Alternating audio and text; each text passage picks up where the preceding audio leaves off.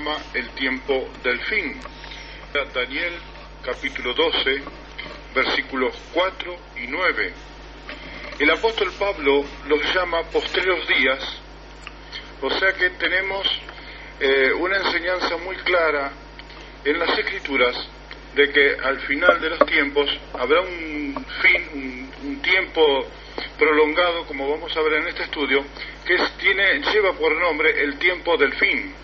Pero Jesús usó una palabra más clara todavía. Jesús le llama, y después así los apóstoles, la parusía de Cristo.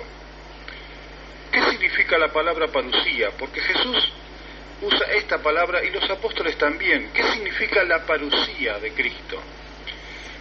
La palabra parusía es griega, que etimológicamente significa un estar al lado de.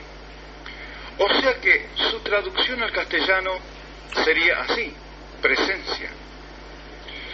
¿No es cierto? Puede ser una presencia visible, como podemos ver en 1 Corintios 16, 17, 2 Corintios capítulo 7, versículo 6, Filipenses capítulo 1, versículo 26, también Filipenses capítulo 2, versículo 12, ¿no es cierto? Porque si se trata, por ejemplo, de la presencia de Pablo, se trata de la presencia de Tito, o de Timoteo, o de Silas, entonces lógicamente estamos hablando de una presencia visible.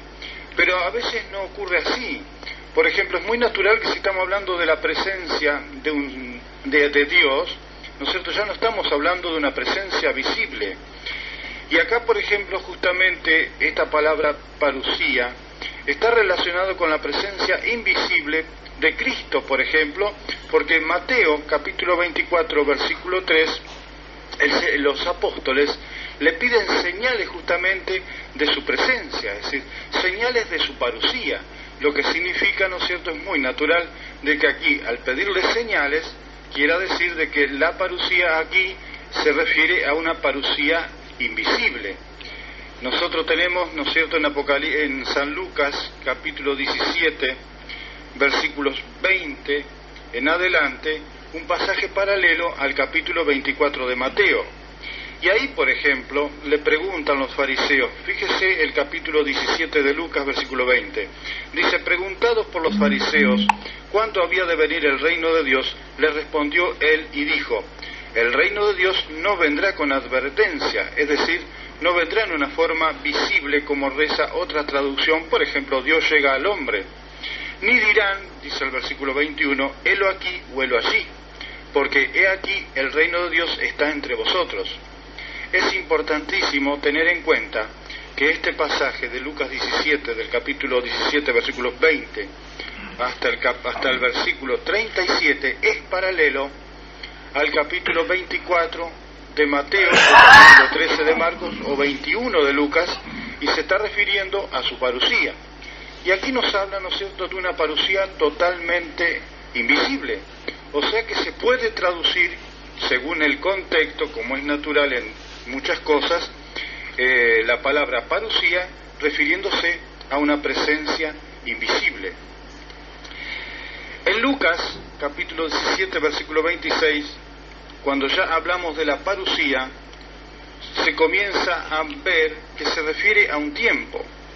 Así es cuando lo tomamos desde el punto de vista de la enseñanza de nuestro Señor Jesucristo. En Lucas, justamente capítulo 17, versículo 26, leemos: y como ocurrió en los días de Noé, así también sucederá en los días del Hijo del Hombre. Y en Lucas, capítulo 17, versículo 28, dice: igualmente sucedió en los tiempos de Lot. Ahora bien, a estos días, ¿no es cierto?, sean los de Noé o de Lot, en Lucas capítulo 17, versículo 30, se les llama el día en que el Hijo del Hombre se manifieste. Y en el versículo 22 del capítulo 17, Jesús les dijo a sus discípulos: tiempo llegará en que desearéis ver siquiera uno de los días del Hijo del Hombre. Y en Mateo capítulo 24, versículo 37, a todo este tiempo se lo identifica diciendo así sucederá en la parusía del Hijo del Hombre. En esta primera parte del tema que estamos tratando, estoy usando la traducción de la Biblia de Serafín Aucejo. Ahora, cuando cito otra traducción, entonces yo se lo voy a mencionar. Note que la parusía, o como traducen las demás versiones, como por ejemplo Reina Valera, que traduce venida, es no un acontecimiento que ocurre en forma inesperada y de repente, sino que es un tiempo similar a los días de Noé o Lot, como ya hemos visto.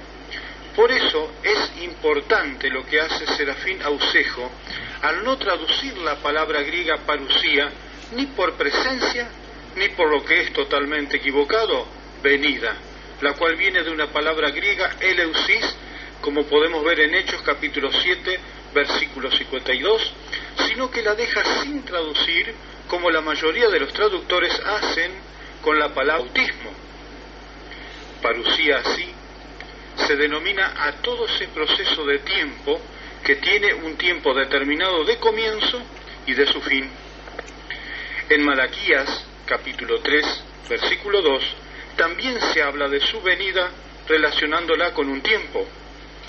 Justamente los discípulos le preguntaron a Jesús, y siempre siguiendo la lectura de la traducción de Serafín Aucejo, dinos, ¿cuándo sucederá esto? ¿Y cuál será la señal de tu parusía y final de los tiempos? Vea Mateo capítulo 44, versículo 3. Note que aquí se habla como relacionándose parusía con el final de los tiempos. Y otro dato muy revelador para tener en cuenta es que final de los tiempos es traducción de las palabras griegas sunteleias ton aionos, que tiene un significado en castellano así: un acabamiento de un estado de cosas, y no de telos, es decir, fin, como tenemos en Mateo capítulo 24, versículo 6. Estos términos griegos aparecen también en Mateo capítulo 13, versículos 39 y 40, y relacionados también con un kairos, es decir, un tiempo. Vea Mateo capítulo 13, versículo 30. En Mateo capítulo 24, también versículo 30, en la traducción Reina Valera actualizada, leemos: entonces se manifestará la señal del Hijo del Hombre en el cielo. En ese tiempo, note el griego como está traducido aquí, en ese tiempo, toté, harán duelo todas las tribus de la tierra, etc. Allí también se traduce correctamente el griego y denota un tiempo. Desde Mateo 24:30 al 33 tenemos también un tiempo. Vea por ejemplo también Marcos capítulo 13, versículos 24 al 31. Lucas capítulo 21, versículo 25 al 32. En todos esos pasajes vemos que la parusía es un tiempo. El Antiguo Testamento también es muy claro con respecto al día del Señor o parusía de Cristo. Vea algunos pasajes bíblicos, ya que se hace imposible por el tiempo citar los cientos de textos que tenemos sobre este tema. Vea algunos pasajes. Isaías capítulo 5, versículo 30. Isaías capítulo 8, versículo 22. Isaías capítulo 59, versículos 9 al 14. Amós capítulo 5, versículos 18 al 23.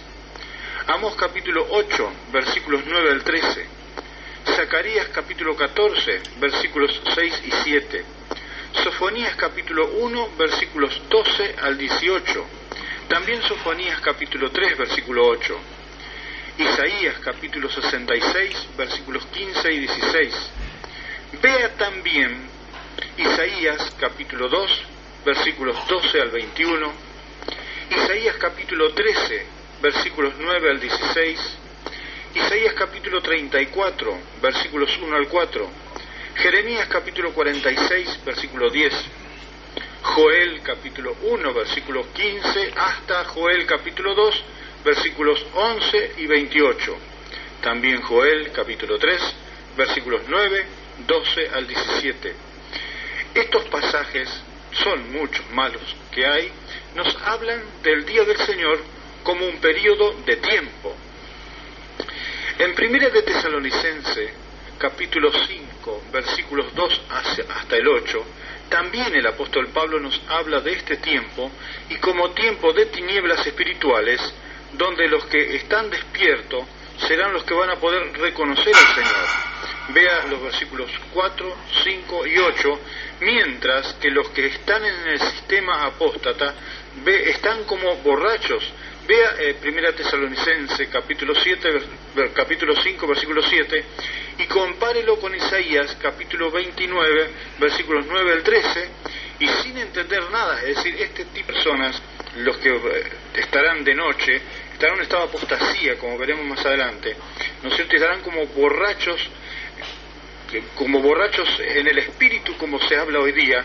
Sin embargo, es un juicio de parte de Dios, porque están en ese estado, pero no pueden discernir la presencia del día del Señor en el tiempo actual. Por eso están en un estado donde no pueden entender nada, porque ese es un tiempo de apostasía y juicio, como tenemos en 2 Tesalonicenses, capítulo 2, versículos 3 y 8 al 12. Día de ira sobre la humanidad y sobre el sistema religioso apóstata, el cual llega a su clímax en los días finales de la parusía. Ahora bien, volviendo a la pregunta que le hicieron los discípulos a Jesús sobre este tiempo, Jesús señaló muchos acontecimientos, los cuales muestran en forma contundente que se vive en este período. Pero, como es un tiempo determinado, tiene un comienzo definido con una señal definida e inconfundible que lo marca. Jesús nos da, por ejemplo, una señal cuatripartita, que es el punto de partida para que podamos saber que estamos en el tiempo de su parusía. Sabemos, por otro lado, que todas las edades están señalizadas entre dos acontecimientos, el uno que abarca su comienzo y el otro su fin, que a su vez da comienzo a otra edad. Por ejemplo, la historia de los tiempos modernos se divide en tres. Primero, la Edad Media, que tiene como comienzo las invasiones de los bárbaros a Roma en el año 395 hasta su fin, es decir, la toma de Constantinopla por los turcos en el año 1453, y que a su vez da comienzo a la Edad Moderna y que termina con otro suceso histórico como es la Revolución Francesa en 1789. Desde este comienza la edad contemporánea hasta nuestros días. Así también Jesús nos habló de un hecho que marcaría el comienzo de una edad, es decir, su parusía.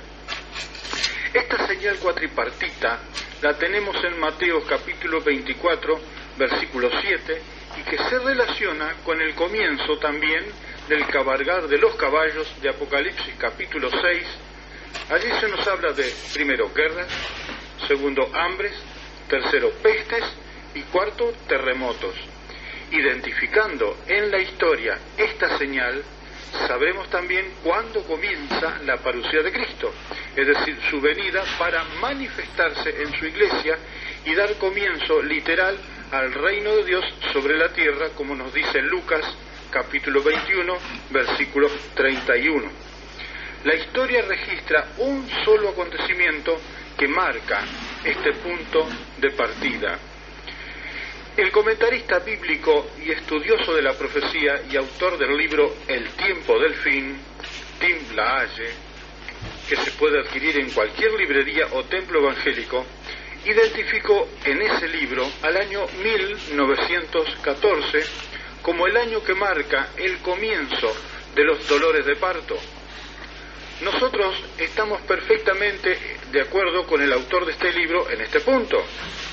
Realmente, el tiempo de la Primera Guerra Mundial marcó el principio de los dolores de parto, las cuales, a partir de esa fecha, se fueron acrecentando más y más hasta llegar a nuestros días. Ahora, ¿cómo llegamos a esas conclusiones? Sencillamente porque Jesús fue muy claro. Da una señal que tendría que ser inconfundible, única, que realmente sea notoria y irrefutable. Primero, dijo, se levantará nación contra nación. Es decir, todo comenzaría a levantarse en guerra una sola nación contra la otra. Ahora observe por favor esta estadística. Desde el año 3660 antes de Cristo se pelearon más de 14.000 guerras. La única que cumple con este requisito es la Primera Guerra Mundial, que dicho sea de paso, ahí su nombre de primera, pues comenzó como Jesús dijo que tendría que comenzar: Austria contra Serbia, es decir, nación contra nación. Esto el 28 de julio de 1914. Segundo, reino contra reino. Uno a otro, nos registra la historia, que uno a otro se fueron sumando al conflicto hasta que al fin 27 naciones se vieron envueltas en ella. Esta guerra fue total. El 93% de toda la población mundial que vivía en ese entonces, es decir, 1.700 millones de personas, participaron en este gran conflicto. Durante 2.400 años antes de 1914 se pelearon 901 guerras. A todas estas guerras, la de 1914 la superó en 7 veces. Murieron 9 millones de soldados, 5 millones de civiles y hubo 21 millones de heridos. Pero como si esto fuera poco, el Señor nos da más datos aún para reconocer la señal cuando añade: y habrá pestes. ¿Qué podemos decir sobre esto?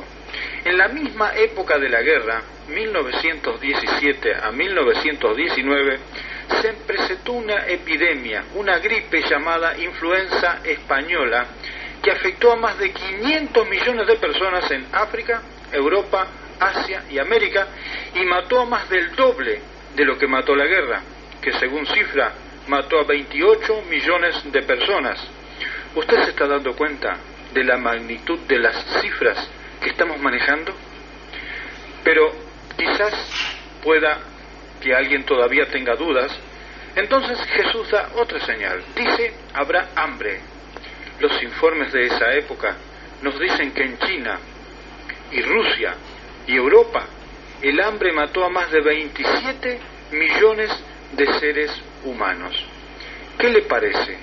¿Le quedan algunas dudas de lo que realmente ha pasado en ese tiempo? Pero, ¿qué vamos a decir de los terremotos? Le voy a dar una cifra que la he tomado del libro Predicciones hasta el año 2000 por Domingo Fernández, de editorial Unilit, que se encuentra en la página 87 y 88.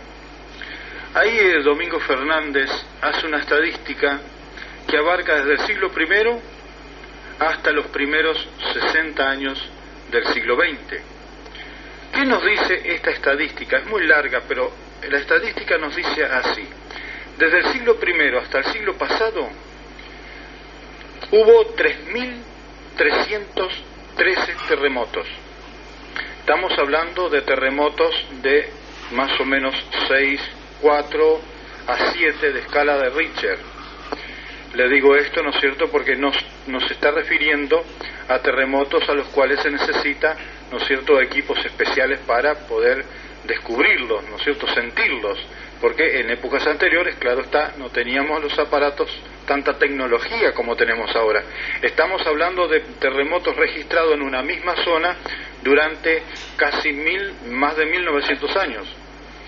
Ahora bien, eso tenemos nosotros en 1900 años, 3.313 terremotos.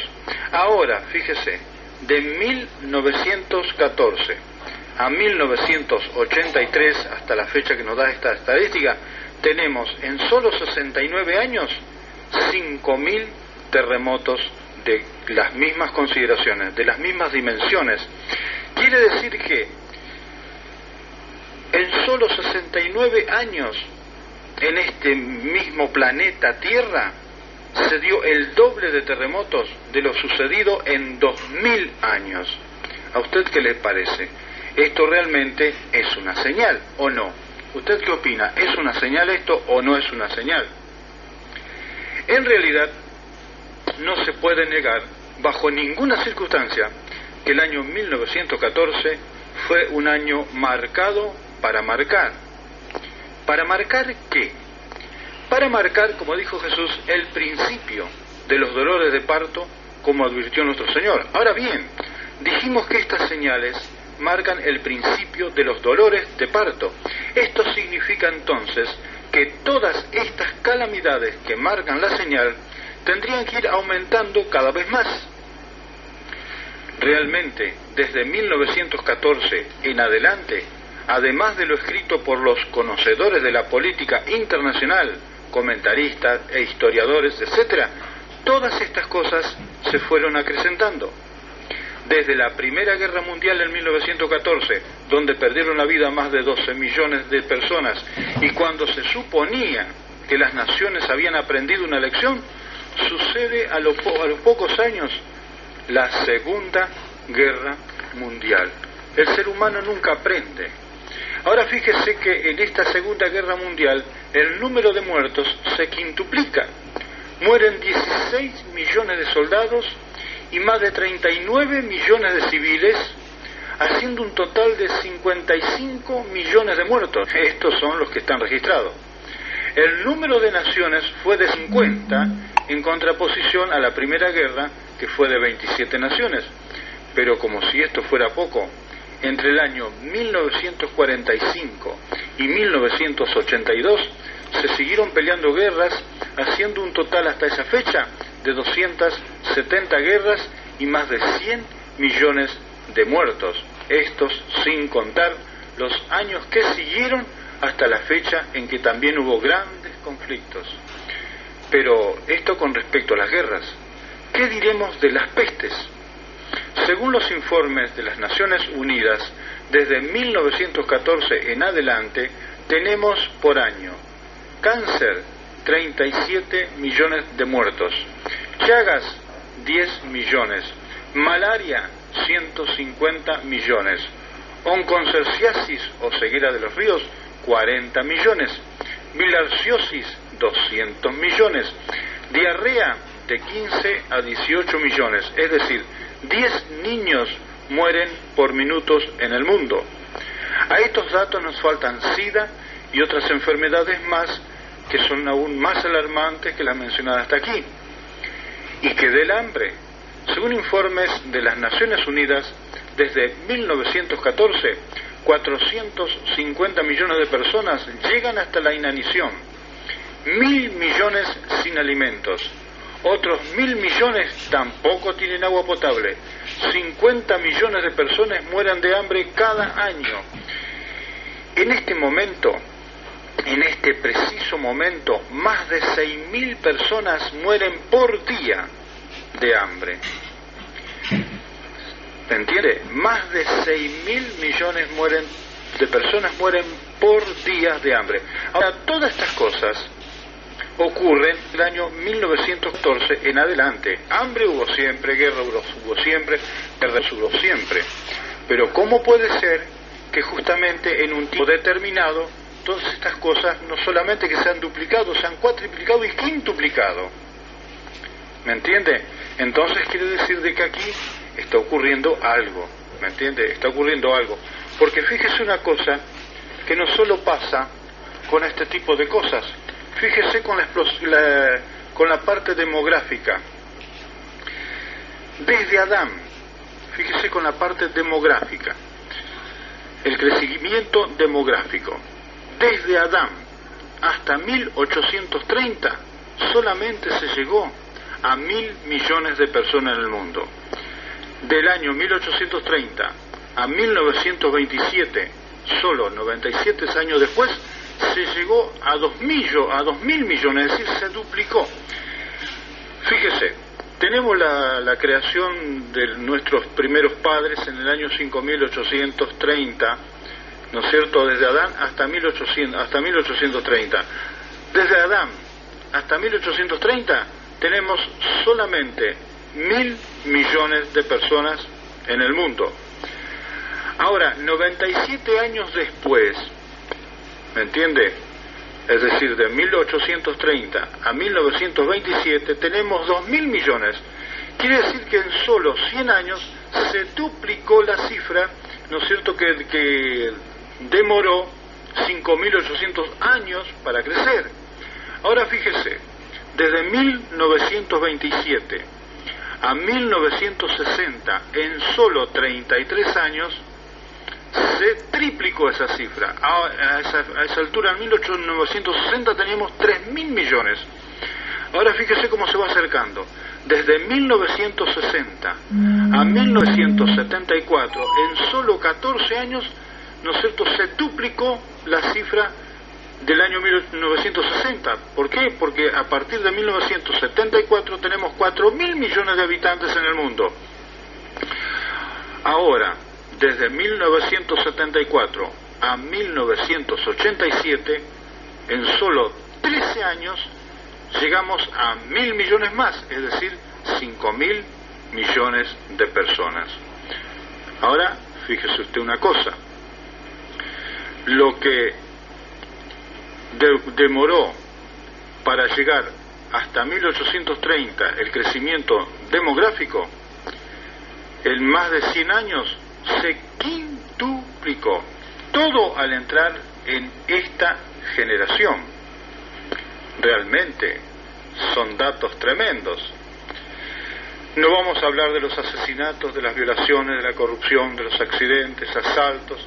¿Qué cosa hay que usted no conozca de que le haga pensar de que estamos viviendo en un tiempo que usted dice, pero ¿hasta cuándo podremos estar soportando esta situación? Esto con respecto a la parte física. Ahora, vamos a otro punto de suma importancia. ¿Qué de la Iglesia desde 1914? Esto es importante. Las señales que tenemos indicadas por nuestro Señor y ampliadas por el Espíritu Santo a través de los apóstoles con respecto a la Iglesia es preocupante. Más preocupante se vuelve aún cuando escuchamos a la mayoría de los predicadores hablando de derramamiento de Espíritu Santo por doquier, de avivamientos fabulosos para cumplir, según ellos, lo dicho por el Señor. Y cuando nos hablan de una iglesia llena de triunfos, ¿a usted qué le parece? Ahora usted dirá, pero ¿y por qué es preocupante esto? Porque Jesús sencillamente nos habla de una iglesia muy diferente para esta época. En cierta oportunidad Él hizo esta pregunta, pero cuando venga el Hijo del Hombre, ¿hallará fe en la tierra? Jesús predijo que en esta época, la de las señales antes del fin, sería característica por la falsedad espiritual, diciendo con estas palabras, porque se levantarán falsos cristos y falsos profetas, y harán grandes señales y prodigios de tal manera que engañarán, si fuere posible, aún a los escogidos. Vea Mateo capítulo 24, versículo 24. También dijo, muchos me dirán en aquel día, Señor, Señor, ¿no profetizamos en tu nombre? ¿En tu nombre no hemos echado fuera demonios? ¿Y en tu nombre no hicimos muchos milagros? Entonces yo les declararé, nunca os he conocido, apartaos de mí, obradores de maldad. Vea Mateo capítulo 7, versículos 22 al 23. Es importante que observe que nunca en la historia de la Iglesia hubo manifestaciones o señales milagrosas después de Pentecostés como en este tiempo, lo que significa que si estamos dentro del periodo del fin, los milagros, sanidades y grandes avivamientos espirituales son ficticios, como diría el apóstol Pablo, prodigios mentirosos. Vea 2 Tesalonicenses capítulo 2, versículo 9. La iglesia de esta época tiene como característica, según la Biblia, la apostasía.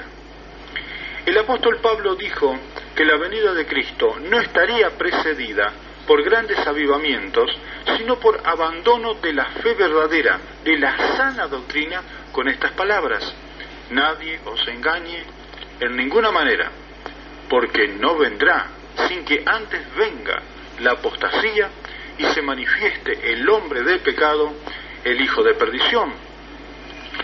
Hoy en todos los púlpitos se predica: Cristo viene pronto, y nosotros estamos de acuerdo. Pues bien, entonces, si esto es cierto, se tiene que cumplir lo que dijo Pablo que ocurriría antes de la segunda venida, y no es precisamente un avivamiento espiritual como se viene enseñando. Pero entonces, ¿por qué ocurren hoy en la iglesia lo que vemos? Sanidad.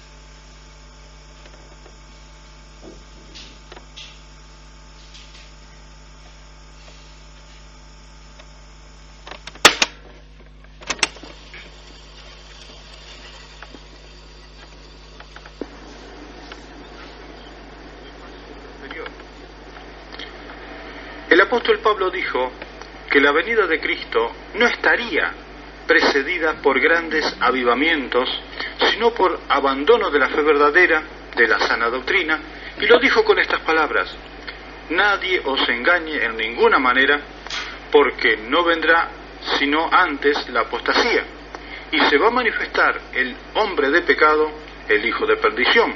Vea 2 de Tesalonicenses, capítulo 2, versículo 3. Hoy en todos los púlpitos se predica: Cristo viene pronto, y nosotros estamos de acuerdo con estas cosas. Pero bien, entonces, si esto es cierto, se tiene que cumplir lo que dijo Pablo que tenía que ocurrir antes de su segunda venida, es decir, apostasía, y no un avivamiento espiritual como se viene enseñando. Pero entonces, ¿por qué está la pregunta? ¿Por qué ocurren hoy en la iglesia lo que vemos? ¿Qué es lo que vemos? Sanidades, milagros, expulsiones de demonios, soplidos, risas espirituales, descansos en el espíritu, etcétera, etcétera, etcétera. ¿Acaso no es esto señal de un gran avivamiento espiritual? Claro que sí. Pero, ¿de dónde procede este avivamiento? Me resulta inadmisible, increíble e intolerable ver con qué facilidad se reciben estas manifestaciones sin discernirlas, pues la palabra lo dice claramente que el espíritu de Satanás en el tiempo final se valdría de estas señales para engañar a los creyentes, que al final de los tiempos lograría imitar las manifestaciones de la iglesia de Pentecostés. El apóstol Pablo, escribiendo a Timoteo sobre estos tiempos, les enseña: porque vendrán tiempos cuando no sufrirán la sana doctrina, sino que teniendo comezón de oír, se amontonarán maestros conformes a sus propias concupiscencias. Vea 2 de Timoteo capítulo 4, versículo 3. Esta profecía se está cumpliendo también literalmente hoy en día. Hay predicadores para todos los gustos, y según lo que la persona quiere escuchar es al templo que concurre. La Iglesia Católica está cada vez más imitando los métodos evangélicos. Claro, en la medida de que la Iglesia evangélica está apostatando, más se le parece a la católica.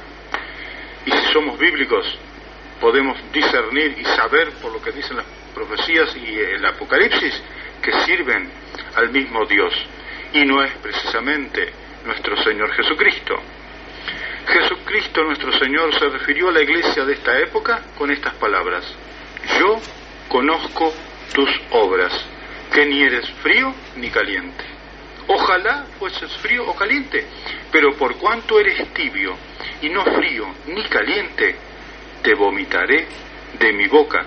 Eso lo podemos ver en Apocalipsis capítulo 3, versículos 15 y 16. Por tanto, la iglesia de este siglo, a pesar la fachada de espiritualidad, Jesús dice que es asquerosa y vomitable. El siglo pasado, antes de 1914, fue el siglo de las misiones, de prosperidad espiritual. Pero de verdad, en el mensaje a las iglesias que tenemos en Apocalipsis, esta iglesia figura, la iglesia del siglo pasado, figura con el nombre de Filadelfia. Esta fue el siglo pasado. la iglesia de las misiones, de la puerta abierta, pero que abruptamente se convierte en este siglo en la peor iglesia de todos los siglos, muy a pesar de la fachada que tiene. Lea los mensajes a las iglesias en Apocalipsis capítulo 2 y 3 y vea en estos capítulos las características de cada iglesia y compruébelo. Y esto, a pesar, como dije recién, de la fachada de la iglesia actual, pero que cuyos miembros, fíjese, están descritos en 2 Timoteo capítulo 3, versículos 1 al 5. Si usted quiere saber cómo son los miembros de la iglesia actual, tiene que mirar no lo que ve, usted tiene que ver lo que dice la palabra. Vea 2 Timoteo capítulo 3, versículo 1 al 5. Si usted quiere saber cómo son sus pastores, no se fije en la fachada, vaya a la palabra, a lo que dice el Señor. Jeremías capítulo 23, versículos 1 al 40. Vea también Ezequiel capítulo 14, versículos 1 al 11. También Ezequiel capítulo 34, versículos 1 al 31, y Jeremías capítulo 5, versículo 31, donde el Señor pregunta ahí, ¿y qué haréis cuando llegue el fin? La iglesia como institución se convirtió en la Babilonia, que es la forma griega de la palabra hebrea Babel, que significa confusión, y de la cual Dios, el Señor, nos llama a salir de ella, pueblo mío. Vea Apocalipsis capítulo 18, versículos 2 al 14. Por eso, Jesucristo, por medio de, y lo registra Lucas, dice así: entonces, refiriéndose a este tiempo, entonces, es decir, este tiempo estará realizado de esta manera: habrá señales en el sol, en la luna y en las estrellas, y en la tierra angustia de las naciones por la confusión ante el rugido del mar y del oleaje de los hombres, que se desmayarán a causa del terror y la expectación de las cosas de las que sobrevendrán al mundo habitado, porque los poderes de los cielos serán sacudidos.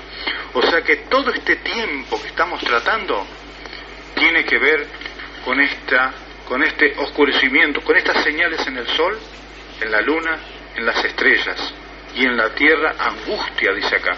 Estas señales en el sol, luna y estrellas, nos informa Mateo, se debe a su oscurecimiento. Vea Mateo capítulo 24, versículo 29, también Joel capítulo 2, versículo 10, y esto debido a la acción de los demonios. Vea Apocalipsis capítulo 9, versículos 1 al 3, y es de notar, ya esto no está oculto, de que no se refieren al sol físico ni a la luna y estrellas literales. Con relación a este hecho leemos en el libro del profeta Isaías, capítulo 5, versículo 30, que habrá tinieblas de tribulaciones, y en sus cielos, es decir, en sus dirigentes, se oscurecerá la luz. En Isaías, capítulo 8, versículo 22, dice: y mirarán a la tierra, y aquí tribulación y tinieblas, oscuridad y angustia, y serán sumidos en las tinieblas. Vea también, por favor, Isaías, capítulo 59, versículos 8 al 15. Lea en relación a este tiempo, por ejemplo, en Sofonías, capítulo 1, versículo 3 al 17, Nahum, capítulo 1, versículo 8. Estos pocos pasajes bastan para mostrar en qué oscuridad espiritual estará sumida la humanidad. Los bienes económicos no les servirán absolutamente de nada. Sí que lo tendrán, Fíjese capítulo 1 de Sofonías, versículos 13 y 18. Y vea también Lucas, capítulo 17, versículos 26 al 28, e Isaías, capítulo 13, 7 al 13. Pero no les servirá de nada. Este lenguaje nos habla muy a las claras de una terrible apostasía previa a la manifestación de nuestro Señor Jesucristo, y en todos los órdenes. Fíjese 2 Tesalonicenses capítulo 2, versículos 3 y versículos 8 al 12. Y tiempo de ira y juicio sobre la iglesia apóstata y el mundo. Tan tremendo será como porque nos estamos acercando más y más y a pasos agigantados, pero tan tremendo será que Jesús le llama las tinieblas de afuera, donde será el llanto y el crujir de dientes. Vea Mateo 25, versículo 30, Lucas capítulo 19, versículo 27, Mateo capítulo 8, versículo 12, también Mateo capítulo 22, versículo 13, Lucas capítulo 13, versículo 28, Mateo capítulo 24, versículo 51. Vea, por ejemplo, para ampliar el tema, Amós capítulo 5, versículos 18 al 23, también Amós capítulo 8, versículos 9 al 13, Miqueas capítulo 3, versículos 5 al 12, Nahum capítulo 1, versículos 5 al 8, e Isaías capítulo 29, versículos 6 al 15. Esta oscuridad, nos dice Isaías, es la ira de Jehová. Mire Isaías capítulo 9 y versículo 19. Esta oscuridad espiritual es la que se refleja en las acciones de la humanidad. Eso lo podemos ver ¿dónde? En Isaías capítulo 9, versículo 19. También Isaías capítulo 13, versículo 9, Isaías capítulo 19, versículo 2, Zacarías capítulo 14, versículos 12 y 13, Lucas capítulo 21, versículos 25 y 26, también Lucas capítulo 21, versículo 16. En el Apocalipsis leemos que buscarán la muerte. Apocalipsis 9, 5 y 6, y la muerte huirá de ellos. ¿Por qué? Porque tienen que pagar, como dijo Jesús, hasta el último cuadrante. Los que tenemos el privilegio de vivir en este tiempo, podemos ver todas estas cosas que, como dolores de parto, dijo Jesús, se van acrecentando día a día. Pero pronto, como también dijo Jesús, pronto va a venir entonces nuestra liberación. Entonces, viene la pregunta, ¿cuánto tiempo quedará? ¿Cuánto tiempo le falta para terminar esta edad? Día y la hora solo Dios lo sabe, así lo dice el Señor. Nosotros lo único que sabemos es que Jesús dijo, no pasará esta generación. Ahora, cuando Él dice, no pasará esta generación, ¿qué quiso decir Jesús con esto? Quiso decir la generación que comenzó en 1914. Entonces viene la otra pregunta, ¿estará hablando de un tiempo preciso? Entonces, creo yo lo siguiente, si cuando el Señor le dijo a Abraham, tu descendencia será esclava y oprimida 400 años, y en la cuarta generación volverá acá, como leemos en Génesis capítulo 15, 13 y 16, y pasaron 4 generaciones, es decir, 400 años, y fue librada, no hay razón para pensar en que aquí, al referirse a una generación, no se refiera a un tiempo preciso y lo cumpla. Y más, teniendo en cuenta que él agregó, el cielo y la tierra pasarán, mas mis palabras no pasarán. Vea Mateo capítulo 24, versículos 34 y 35. Lo cierto es que todo este periodo es el poco tiempo que tiene Satanás para actuar. Satanás es el agente de Dios que lleva a cabo su ira sobre todo este sistema. Este es un tiempo de sellos, de trompetas y de las copas del Apocalipsis. Todas estas cosas están siendo volcadas sobre la iglesia apóstata y el mundo incrédulo, y a pasos agigantados, y nos acercamos al fin de esta edad, y sus juicios cada vez se sienten más. Todo este tiempo, y que hemos estado haciendo alusión en este estudio, pertenece al tiempo de la parucía de Cristo, día del Señor, día de la ira. El apóstol Pablo escribió, el día del Señor vendrá como ladrón en la noche. Fíjese, Primera de Tesalonicenses capítulo 5, versículo 2. Y como ya hemos visto, los contextos nos muestran que no lo dice por la forma repentina que vendrá, sino que su presencia no será notada por aquellos que no están en la luz. Vea Primera de Tesalonicenses capítulo 5, versículos 4 al 8. Lo que sí será en forma repentina es la destrucción final como nos dice en 1 Tesalonicenses capítulo 5, versículo 3, como también lo fue el diluvio al final de los días de Noé, o la destrucción final al final de los días de Lot. Vea Lucas capítulo 17, versículos 26 al 29, ¿no es cierto?, de que este tiempo será como ladrón, que no se lo advierte por su forma de actuar, ¿no es cierto?, es muy claro en Lucas capítulo 17, versículos 20 al 21 y 23, y de allí el pedido de señales para ese tiempo por parte de los discípulos, como lo hemos estudiado. Justamente dice de noche, porque, como hemos visto, nos habla de un tiempo de oscuridad espiritual. Por eso el Señor agregó, en aquella noche, refiriéndose al tiempo de apostasía y desconcierto, estarán 2 en una cama. Vea la similitud con las 10 vírgenes. El uno será tomado, es decir, se apercibirá al oír el clamor y será recibido. Vea Mateo 25:10. El otro será dejado, es decir, quedará fuera. Vea Mateo capítulo 25, versículos 11 al 13. Tanto se habla del día del Señor, lo esperan para un futuro, sin embargo hemos visto que estamos viviendo en Él. Se habla de la parucía de Cristo y estamos viviendo en ella. ¿Qué debemos esperar y cómo? La parucía del Señor finaliza con su epifaneia, o la manifestación de su parucía. Vea 2 Tesalonicenses capítulo 2, versículo 8. Justamente a lo que a nosotros se nos manda a guardar es la manifestación gloriosa de nuestro gran Dios y Salvador Jesucristo. Tito capítulo 2, versículo 13. Ahora, ¿qué significa esto? Esto significa que Jesucristo sea glorificado en sus santos, es decir, en la iglesia. 2 Tesalonicenses capítulo 1, versículo 10.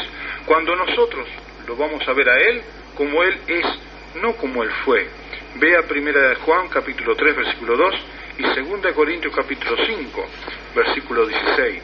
Él se manifestará en nosotros, o sea que como Él está en nosotros, la palabra dice que cuando Él se manifieste, nosotros seremos con Él manifestados en gloria. Manifestación que se mostrará al resto de la creación por medio de quien Cristo se manifestó, es decir, la iglesia. O sea que todo el mundo, porque todos esperan, al menos los creyentes dicen que va a venir el Señor y que todo ojo lo va a ver. Y la palabra dice de que todo el ojo va a ver. Pero lo que la palabra dice también es de que la iglesia es su cuerpo. ¿Me entiende? La palabra dice que la iglesia es su cuerpo.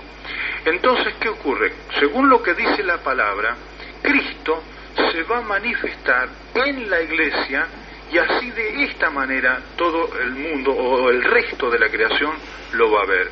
Fíjese Romanos capítulo 8, versículo 19. Vea también 2 Tesalonicenses capítulo 1, versículo 10. Salmos capítulo 102, versículos 15 y 16. Isaías capítulo 24, versículo 23. Isaías capítulo 60, versículos 2 y 3. Compare también con Apocalipsis capítulo 21, versículos 22 al 26. Vea Colosenses capítulo 3, versículos 1 al 4. Romanos capítulo 8, versículos 17 y 18. Así de esta manera, ¿no es cierto?, nos informa la palabra que de esta manera todo ojo lo verá. Este será el tiempo de la glorificación y toma del poder del reino de los santos del Altísimo, por lo que leemos en Daniel capítulo 7, versículos 18 y 27. Es decir, la iglesia glorificada y exaltada a su lugar de rey, como leemos en Lucas capítulo 21, 28 al 31. ¿Cómo nosotros debemos estar preparados? El apóstol Pablo enseñó, puesto que todas estas cosas han de ser deshechas, ¿cómo no debéis vosotros andar en santa y piadosa manera de vivir? Por lo cual, sigue diciendo el apóstol Pablo ahora, amados, estando en espera de estas cosas, procurad con diligencia ser hallados por Él sin mancha e irreprensibles en paz.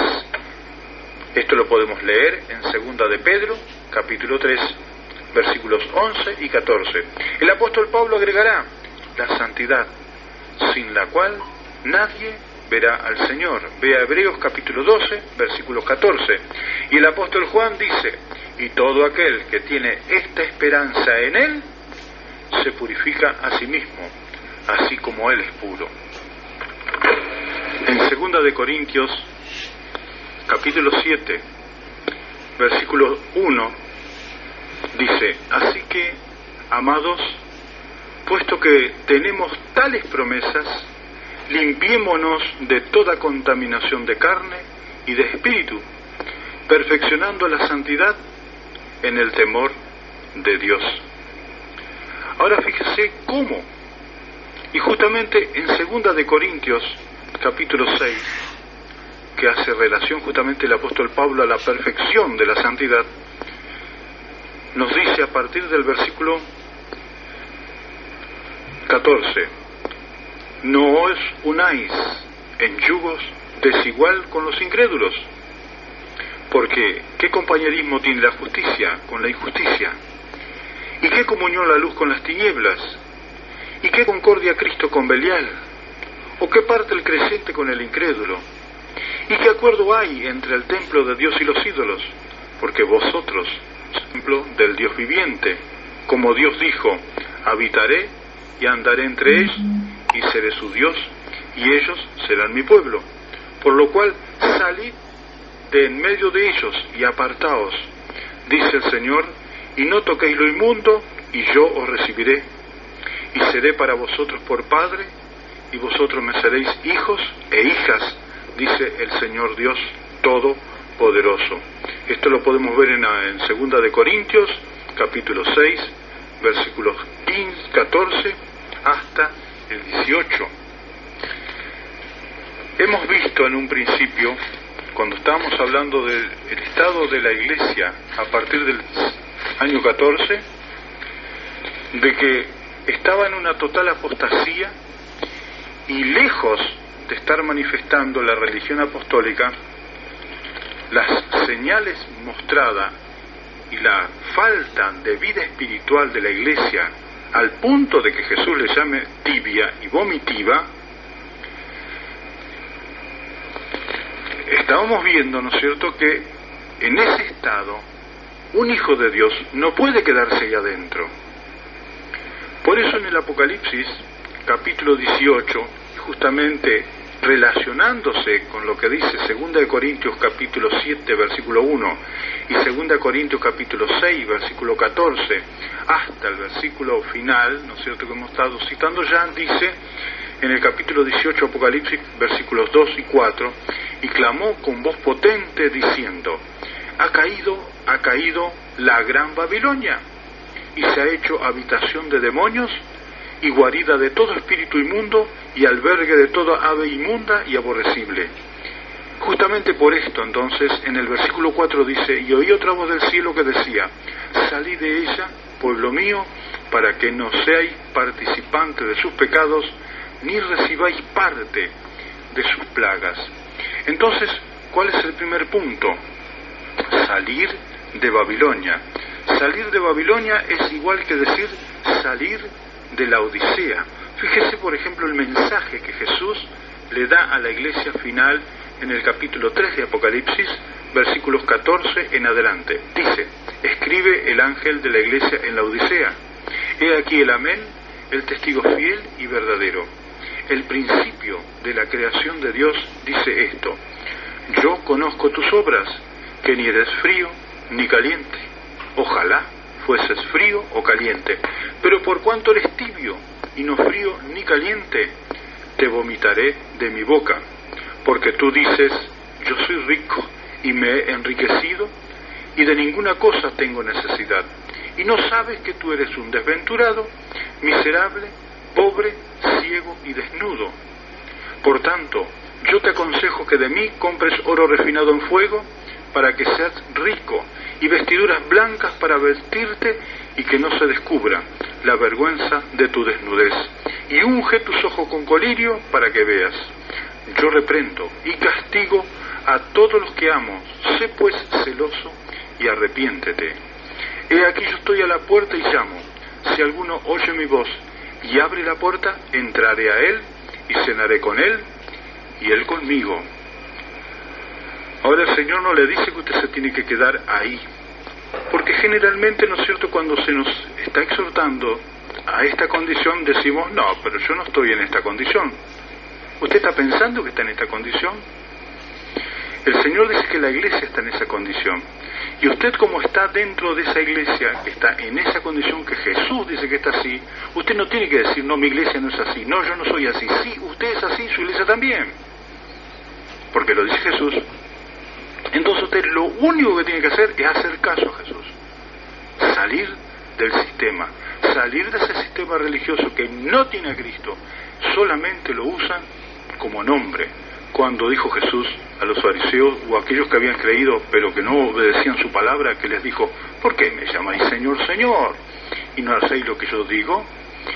Jesús dice que la iglesia y todos los que están dentro de la iglesia están en un estado de tibieza y que tienen que salir para tener un encuentro personal con Cristo y comenzar a caminar una vida nueva, arrepentimiento, conversión y santificación, sin la cual nadie verá al Señor. Usted se puede quedar dentro de Babilonia, pero yo le quiero decir algo, hermano, de que estamos en el tiempo final, estamos ya al final de esta última generación.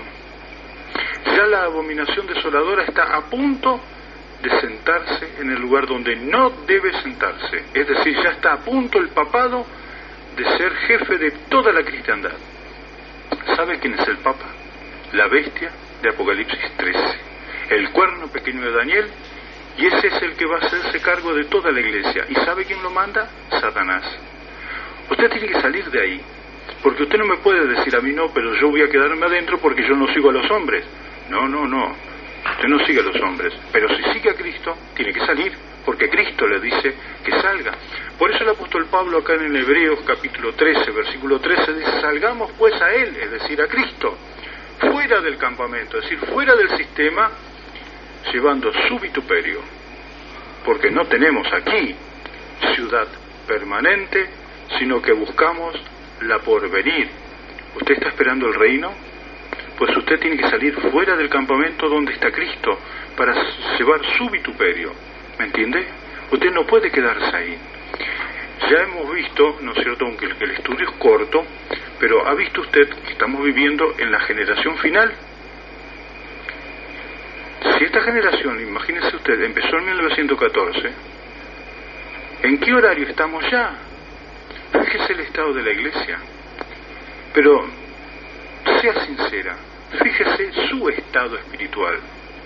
No diga que es muy bueno, ni siquiera diga que es bueno, porque Jesús dice, es tibieza.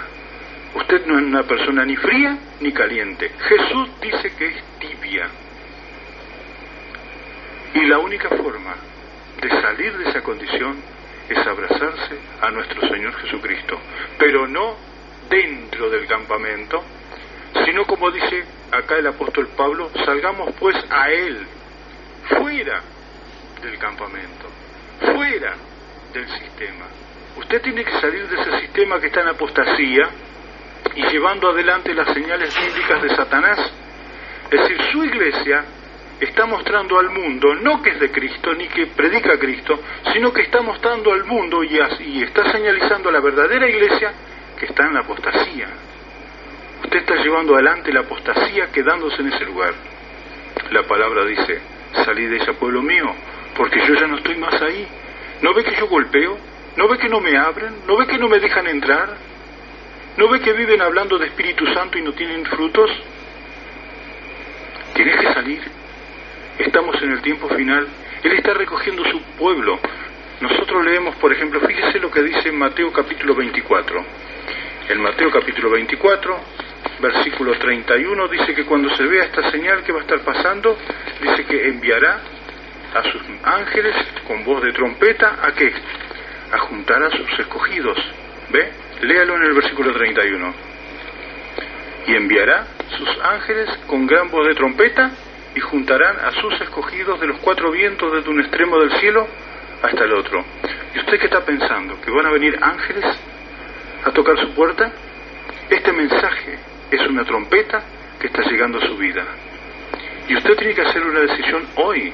Si usted es una persona que siempre se consideró escogida de Dios, un escogido del Señor, entonces va a reconocer de que esta es la voz del Señor haciéndole una llamada de atención a salir de Babilonia y aceptarle como su único Señor y Salvador de su vida. Que el Señor le bendiga. Estamos en el tiempo final. Usted tiene que acomodar su vida a lo que Cristo quiere, pero tiene que salir primero de Babilonia. Babilonia, la Odisea, la iglesia donde usted va es lo mismo. No se confunda. Su iglesia no es mejor que las demás. Jesús no dice eso.